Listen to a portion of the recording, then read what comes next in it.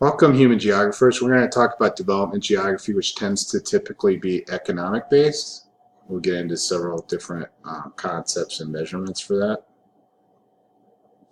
So we have the gross domestic product, which basically measures a common way through dollar values of development.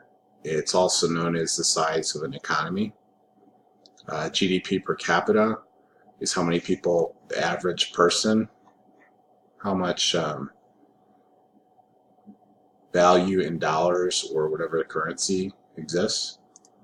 So it's kind of a way to measure things throughout the world. So here we see a map of where things are measured throughout the world of all value of all goods and services. Pretty insightful. And then all the goods and services per capita. So this ratios it in terms of how many people, how much money per each person, if you will. Then we have other concepts such as the Human Development Index, traditional measure of people's basic needs. No guarantee basic needs will be met for all members of society. So really this came about with the United Nations and a lot of relief efforts throughout the world, really trying to figure out a baseline or a measurement throughout the world, how well off different countries were. The Human Development Index, so we talked about basic needs throughout the world. So this usually stems from life expectancy, things that lead to that, for instance, medicine, healthcare, education, basic needs such as water, food, so forth. So we have Millennium Development Goals established by 2000 by the UN to achieve universal primary education, improve maternal health, several goals there. Okay, so now we're going to get into regions. Brief history. Term development emerged post-war, World War II era. Scholars and government policy officials became concerned about low standard of living in many regions of the world and why it was quite so low. Rostow posted economic development as a process that all regions in the world would go through and experience in similar ways. Models suggest countries and regions proceed toward development in isolation from one another. It seems all economies will develop without obstacles. It's basically the goal was to figure out where most materials were consumed and where they needed to be. Okay, 20th century seeing divided into first, second, and third worlds. First world, wealthy, democratic, capitalist countries. See a nice map of that coming up.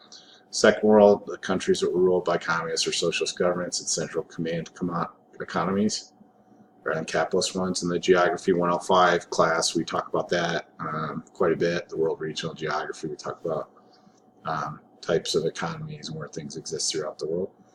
And third world made up of essentially poor countries. Fourth world composed of regions considered to be so poor that they exist beyond the reach of contemporary society. So it'd be very like tribal areas, parts of Africa, and so forth. So three worlds of the Cold War era. So we see parts of South Africa, most of North America, United States, Canada, Australia, mainly being first world, a little bit in South Asia. Second world, essentially Russia, China, Mongolia. Third world, we're seeing quite a bit of Middle America, much of Africa, much of South Asia, South America also. The Brandt line, 70s, West German Chancellor Willy Brandt proposed what came to be known as the Brandt line, a way of understanding the world, divided the world into two regions, wealthy and poor. Pretty straightforward on the map. Then we have primary, secondary, and tertiary, and quaternary. So tertiary activities we see in about every economy. Primary is essentially extracting natural resources. So this would be agriculture or like minerals, for instance. Secondary is basically bringing those raw goods to market.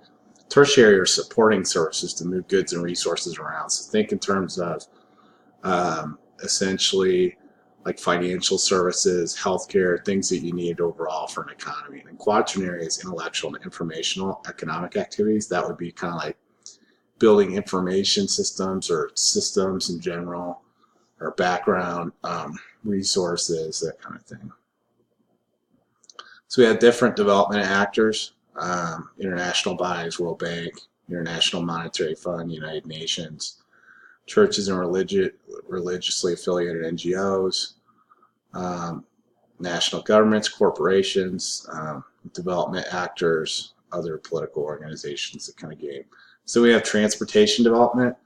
So the original Industrial Revolution came about in England in the 1700s, well before the United States. Saw a transformation in the economy with machinery, power resources, novel chemical processes. And we did have our own industrial revolution in the United States. Then we had nationalization, basically taking things over or owned by the government. See that a lot of socialist or communist regimes. Pre-colonial transportation focused inward, people moving goods across interiors. Colonial era infrastructure really opened that up across boundaries. Major regional differences exist in relative importance, various modes of transportation going throughout different countries. So real interesting, United States lags behind on transportation to the world in terms of function and GDP. We tend to have some infrastructure that's well behind. So here are different reasons for it. Poor regional planning and squabbling. Americans insist on low automobile and fuel taxes, so we tend to use the automobile more. In Europe, compared to the United States, they're don't drive very long distances. In the United States, it's not uncommon to drive 1,000 miles or more. Okay, first one I talked about, solutions, privatized costs, percentage of GDP spent on infrastructure. China spends a lot more. Europe about twice as much as us, and then there's the United States. So globalization, many civilizations are now considered underdeveloped. The maps we talked about before with first world, second world, third world, and the Brant line went into that. Post-development, so essentially theory approach to standard development practices.